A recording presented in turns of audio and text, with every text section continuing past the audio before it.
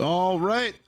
We are live with some more Castlevania. Welcome back to Winter Pride 2021. And despite the fact that you're seeing a Belmont on screen, or that you did see a Belmont on screen, we're actually not going to be using the Belmont on screen. This is 100% magical girl time. What will that entail? We'll find out in this 1993 piece of software. I'm going to go ahead and set everything up right now. This is the Maria only category. We're not going to be seeing any Richter, and this is any percent. We're not going to be seeing most of the stages. So, all right. So timer. Well, technically, you're supposed to start the timer when the movement. I don't care about any of that. We're going to start timer right here so we can get really comfy for some Maria. All right. We're going to start in 5, 4, 3, 2, 1, go. All right, this is Castlevania Rondo of Blood, originally released for the Turbo Graphics or the PC Engine, wherever you may be living at that time. Again, this was released in 1993, also my birth year. And this is a really, really huge revamp to classic Castlevania. It retains some stuff from the originals. It also has some like modern quirks, like being able to go different stages, split stages, like we're doing right now. This is obviously a shortcut. We just fell down a pit that, otherwise would have probably taken one of our lives. But that's actually a really quick shortcut to the boss number 1 right here. We're gonna do a shell hop. We'll talk about that a little bit later. But we're already at the boss. Maria is extremely powerful, outfitting with a whole bunch of magical powers and forest friends. So the first boss that we have is this snake right here. And we're going to to the snake. We're gonna again to the snake. And then okay. All right, you're like, wait, why does she get to be a JoJo's character? Well, that is the Guardian Knuckle. That is her stando, all right? And you actually have to input a pretty fighting game-esque array of inputs, kind of like a Hadouken, but it's actually up, down, and then down, left, or down, right, wherever you may be heading. So that's the Guardian Knuckle. It does a whole bunch of damage. I might have to actually focus a little bit on this stage. We're doing another skip, but if I manage to get cooked, it's kind of like a one-shot. So just gonna keep rolling, keep throwing out the broids, and keep accruing some hearts along the way. Actually, you know what? Yeah, there we go. I don't want him to cook me. Do a little bit more shell hopping. Uh-oh.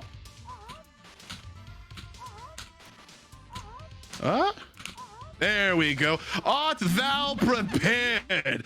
So what you're seeing now is what's known as the water walk even. If you try to enter a screen transition and activate that shell at the same time, this is what happens. It actually saves about, a handful of seconds over trying to ride that glitched Orman everywhere. I think about up to 11 seconds. But this is the magical girl. She can walk on water. She can throw out the doves and all of the above. So there's bloody tears in this. Yeah, it's a remix of stage 7. We'll get to it in a little bit. But enjoy the dance of mer people. The dance of the mer people. And again, y'all, if you haven't donated yet this run, you got to. Let's get to 6.5K and beyond. It would mean a lot to me and a lot to everyone here that have been setting up such a grand event so far. We're going into the dash stages. The dash stages are like the alternate stages. So this is, again, an alternate stage 3, complete with the old mini boss. And that's probably like one of the cleanest kills from Maria ever. it just looks so good. But again, we're going to try to accrue as many hearts as possible because our heart count actually carries over from stage to stage, which will actually need a handful, more than a handful of those hearts a little bit later on in the run. The cool thing about Maria is that, yeah, she does have a lot of movement, a lot of powerful abilities, but she's effectively a glass cannon. So you got to protect her at all costs, please. Yeah, like don't let her fall into the spiked ball. That would be really bad. Speaking of really bad, this boss's RNG can be a little bit wonky, but let's see if a couple Guardian Knuckles won't set him right. This is Together, and a lot of element. Oh, I almost had the one. That would have been so dope. You don't want him to get close to you, but you do want to, as he's doing his final desperation move, you want to put yourself down to as low on the HP as possible. At the end of the stage, it'll spend time counting all the hearts and all the HP that you have. So it's just better to have as little HP as possible because, again, this is a speed run. This is a speed run with the Guardian. The Guardian Knuckle is so amazing in this. Moving on to stage 4, 4-. This is one of my favorite songs in the game. It's such a good song. We're gonna swap out one forest friend for another. Not the cat. We want the Boyd. Not the white birds that we have on, but like the orange birds for the sub weapon that we just picked up. They actually split forth in a V formation, so it's a little bit easier to hit enemies that are above you. And we're actually gonna make sure to carry this on. We're towards stage 5. We don't need this in stage 4 necessarily. All right, and here comes Frog Hallway, the precursor to Frog Hallway in Castlevania Symphony of the Night, which is the direct sequel to this game, by the way. You should be, you absolutely should be playing those two titles if you have not already. Now, we actually got hit there in that screen, but it's actually pretty nice that we ended up taking a hit. So sometimes I go a little bit too fast and I play a little bit too perfectly, which means that I don't get hit at all, which is also pretty unfortunate for the speed run, because at the end of the stage, if you took no hits throughout the entire stage, it'll spend 5 seconds telling you, yo, you did it. You spent you played this stage perfectly, and it wastes another 5 seconds toward the speed run. See if I can do this quick kill. If not, oh well.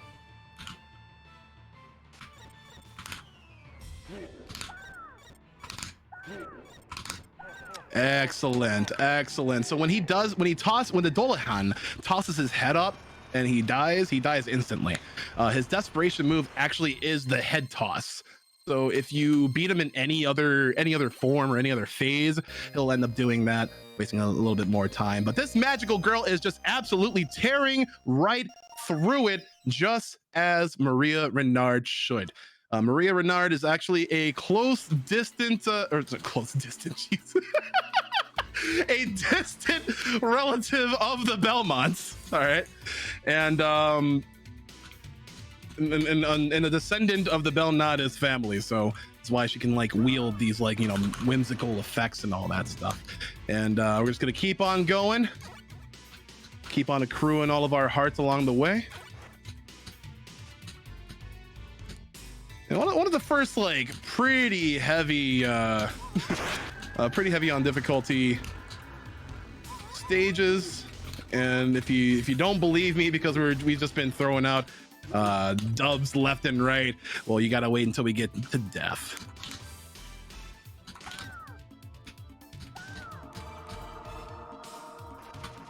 Yeah, that was another mini boss. We have to wait for this boat cycle to stop bobbing. And we're just gonna keep on rolling. We're gonna switch up sub weapons right here as well. If you thought the forest friends weren't enough, then you gotta pop off for this new sub weapon. What is that? Is that a dragon wing? A dragon wing? As a matter of fact, it is, and we will be using it in the next fight.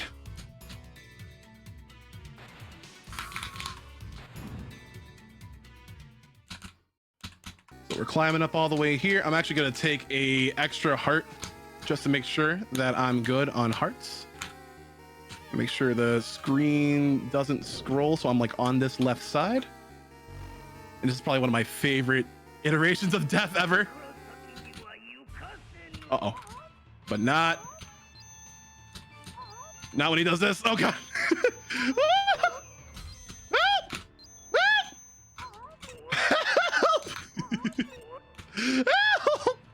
All right, I actually want one of those to hit me. Yeah, so if you don't get through that phase 1 quickly, you're in for a world of dodging. But oh no, it's go time. The anime transformation. But we got a little hoo-ah, made it through and death is down. All right, so one of the reasons why you're seeing system on PlayStation 5 is because we're playing on the Requiem platform. So the Requiem edition or bundle contains both Rondo of Blood and a version of Castlevania Symphony of the Night. And it's like usually on sale for like $5 or $10. But anyways, you get a whole lot less lag. All right, I know a lot of people were like, yo, Bobby's lying about this whole less lag. Go play the TG16 version. Whether you have a TG16 yourself or whether you're playing it on the Hawk, then like you will absolutely understand. I've been grinding this game on TG16 for the past couple weeks or so, and there is a lot of lag mitigation strats that you have to incorporate in order to get a top time. Right now, stage 6 is where we're going to be seeing a boss rush, and you hear that music. Oh, it's Castlevania 1, pretty much. You just saw that giant bat. You're going to be seeing this Medusa and a whole bunch of Castlevania favorites.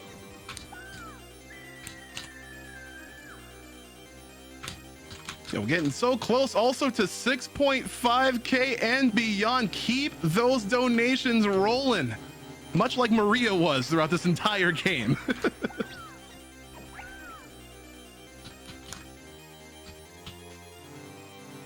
I will not take the parfait. Who takes a parfait that appears out of nowhere in Dracula's castle? All right, Maria's a bit more sophisticated. All right. All right, we got the final boss. Well, not the final boss of the game, but the final boss of this stage. It is such an onslaught. But here we go. It is Shaft. He will try his darndest to evade my but he fails, and this will be definitely the last time that we see Shaft in any Castlevania. I'm sure of it. Wink. I'm absolutely sure of it. We got 2 more stages to go. We got a lot more rolling to do. Speaking of rolling, you want to stay tuned after this run because we got ourselves a really nice ball block featuring the good old Helix, playing some Super Monkey Ball and some Rolled Out. Absolutely love those games, and you will come to love them too if you have not seen them speedrun in such a grand capacity. That was an amazing bat. So like normally bats, like big bats with swords would pervade that area, would fill up that area. But I guess they know what we're all about this weekend. So they're making us go a little bit faster. All right, minimal damage sustained. We got this double jump, and we got such a climb ahead of us. We got a couple more damage boosts as well, but hopefully they won't take too much of our lives. Going up to damage boost number 1, or we're just not gonna damage boost at all. Okay. Had you fooled, made you look. I actually don't know how I'm doing on health, so okay, we're still making it through in a fast capacity. Oh my lord, that's right. A cool thing about this Castlevania, you can jump off stairs, you can drop down stairs. Stairs actually work in this classic Castlevania, which is absolutely amazing because I love it when stairs function as intended. Let's just say, let's bring this back on up.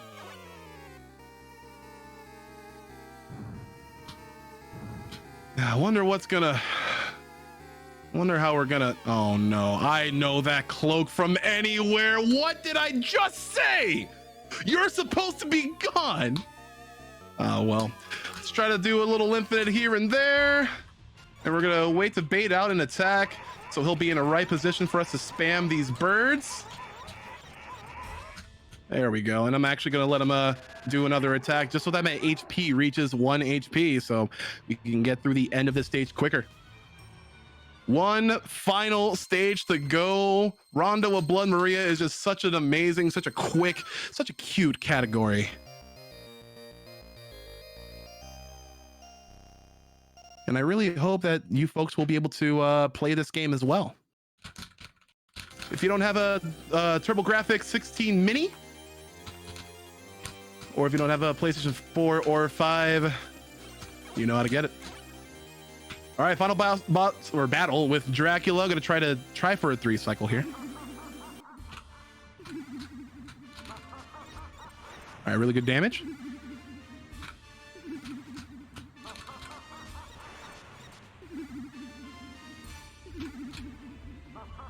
There we go. That's a good 3 cycle. He's like, what is a bird? Oh, get that away from my face, please! Right this instant, little girl. Oh, and look at that. It's the boss from Symphony of the Night, which everyone also remembers, but way less laggy because this is almost the end. Time's gonna be when we acquire the last orb. Get them orbs in the chat, and that is time.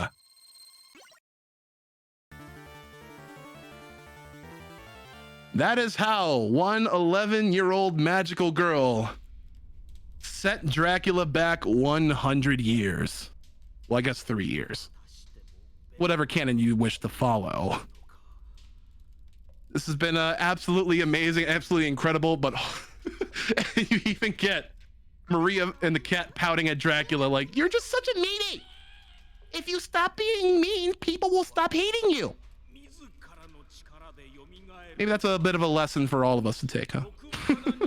Don't be mean, but also thank y'all very much for having me here at Power Up with Pride. Again, we have such an amazing array of runs that we have showcased and that are still yet to be showcased. So make sure you stay glued to that seat, especially with the fall block coming up next.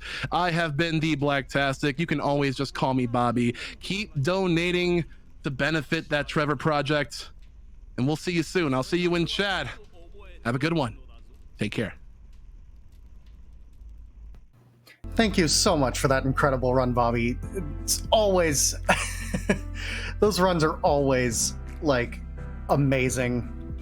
But to you watching, don't go anywhere because we have more amazing runs coming up right after